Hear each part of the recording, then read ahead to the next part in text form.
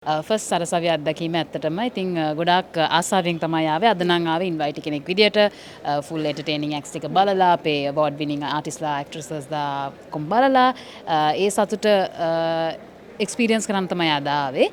ඉතින් ඉස්සරහට බලමු ආසාවෙන් ඉන්න සරසවි නොමිනේෂන් එකටත් එන්න. ගොඩාක් සතුටුයි මොකද මාත් එක්කම මේ ක්ෂේත්‍රයට ආපු නුවන්දිකා සේනාරත්න අද වසරේ හොඳම චිත්‍රපටි ගායිකාව විදියට එයා සම්මානය ලැබුවා. ඉතින් නුවන්දිකාටත් මම විශ් කරනවා. ඒ වගේම ගොඩක් මම හිතන්නේ මම පාර්ට් එකක් වෙලා හිටපු සෝලෝ ටවුන් මූවි එකට සම්මාන රැසක්ම හම්බුණා. Best choreography, best song music direction. ඉතින් වගේ කීපයක්ම හම්බුණා. ඉතින් හරි සන්තෝසයි. දන්න අඳුරන කීප දෙනෙක්ටම අපි එකට වැඩ කරා සෝලෝ ටවුන් එකේ. ඇත්තටම ඉතින් හරිම සතුටුයි.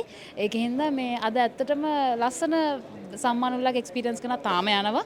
ඉතින් හොඳ රාත්‍රියක් එන්ටර්ටේනින් රාත්‍රියක්. මට දැන් ඇත්තටම සරසවියක පාර්ට් එකක් වෙන්න ලොකු ආසාවක් තියෙනවා සිනමා ක්ෂේත්‍රයට ඇවිල්ලා. ඉතින් එන්න තියෙනවා සිනමා කෘතින් කිහිපයක්ම මම ගායනයෙන් දායක වෙච්ච. ඉතින් අපි ඉස්සරහට බලමු ඒව නොමිනේට් වුණොත් ආසාවෙන් එනවා.